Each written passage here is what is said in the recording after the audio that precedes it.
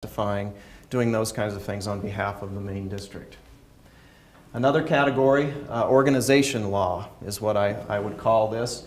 This is the attendance of board meetings, working with the staff, all aspects of employment law, many of the things that you probably encounter in running your operations with regard to staff. We have to deal with all of those. Also, the district corresponds with its constituents, and we answer questions about how and when that happens and what are the legal parameters for the operation of the district. We represent the district in public forums, the legislature, meetings like this one and many others, also smaller meetings, negotiations, and obviously we appear in court cases. Typically these are more oriented towards the sub-districts, but in the last year we did have one court case involving the appointment of Conservancy District board members that actually occurred on the West Slope, and we participated in that. We intervened in that because there was an issue of law that was important to the Main District. The Main District does a certain amount of project development, and whenever you're doing that, attorneys are involved. We're negotiating, writing contracts, reviewing contracts, attending meetings, that kind of thing. Primarily gravel pits involved with the Main District. We also help with the district's education efforts. The Main District is really big on outreaches to the community, including their water festival, and our attorneys have had fun doing that for a number of years with the kids. The second main category, the district, we work on for the district, are oppositions. Now, if you understand the water court process, if somebody wants to do anything with a water right, whether that's appropriate a new water right, change the use of an existing water right, they need to file an application in water court. Those applications are published, and any interested water user can file what's called a statement of opposition. Now, the statement of opposition gives the person who's opposing the opportunity to participate in the case and to assess whether or not what's proposed is going to injure their water rights. So Central historically has participated in a large number of oppositions. As people come along with creative new ideas about how to use the river, how to change their rights, Central has acted as a kind of a watchdog to assist the state in monitoring these kinds of activities. And so as the resume comes out, Central reviews that and looks at all the different applications and determines which of the applications will be deserving of a statement of opposition by Central. And you have to understand that the term statement of opposition is maybe a little strong. Sometimes Central is genuinely opposed to what's happening, but in most cases Central wants to get in, understand what's happening, propose some terms and conditions that could make it operate without injury as towards Central, and it's more of a cooperative effort as opposed to a direct opposition. How does Central decide which cases to get into? When we have these discussions, what the board is typically looking for is what is the impact on Central water rights. Now, Central owns a large number of water rights, as you know, senior and junior and everything in between. And it's also concerned on the impact of a case on wells. So the question is posed, if this case is successful, will the wells have to augment more or less? How will this affect the quota? And so they're always looking at that. They're also looking for major legal precedent or policy issues.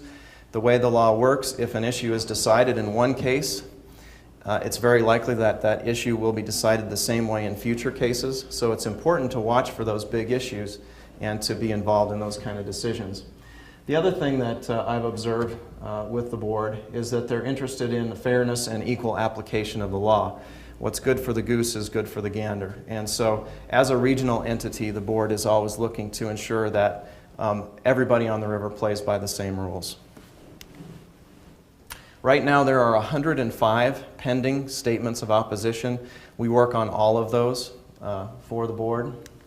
14 of those were completed in 2008. They're completed either by reaching an agreement and a stipulated decree with the applicant or by going to trial and getting a ruling from the judge. Let's talk about the groundwater management subdistrict and what we do specifically for GMS. Three categories I could identify there. One is the general legal work. The second is the augmentation plan. And the third are pending water court applications. Okay. These are some illustrations of a pumping well here and of a water budget for an area, things that are typically involved in pending court applications. The general legal work we do for GMS, you're going to see, is very similar to what we do for the district. These are separate entities, and so they face the same kind of issues, but it's actually a separate effort on our part.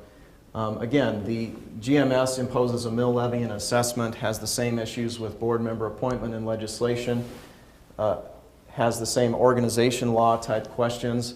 The additional layer with GMS that's much more prominent that is not present with the main district are contractual issues. We spend a lot of time dealing with matters of contract. The GMS is one of the largest water developers in the region, and they are constantly looking at new projects, entering into contracts with parties to purchase water or land, developing intergovernmental agreements to work with the entities that Randy was describing. All of that entails some work for us in terms of reviewing the agreements, writing the agreements, entering into negotiations, and that sort of thing. Once the contracts are in place, Central has all of the issues that a typical general contractor would have. They have to hire people to perform the work. Sometimes issues arise with that. There's issues about payment for the projects. And so there's a whole layer of things here that that wouldn't appear right on the surface that we help the district with. And again, of course, we represent the groundwater management subdistrict in a variety of settings, legislature, meetings, court cases. For the augmentation plan, GMS's augmentation plan has entered into a phase of administration. A lot of the big battles are over, or at least it's all quiet on the Western Front for now. And so what we've been involved in are typical things that we're going to have to do from here on out. Every year we're going to be adding and removing certain wells as situations change. We'll be adding and removing water supplies as we sell water, we develop new water supplies. All of these things require a certain court procedure that has to be performed, and so that's where we come in. We frequently communicate with the state engineer and attorney general's office on the administration of the plans. These plans are so complex that there's inevitably issues that have never been addressed before, and as those come up, we have legal discussions with those parties about how they should be handled. We communicate with other water users in the operation of the plan, and the attorneys are also involved in the quota issues, water storage and delivery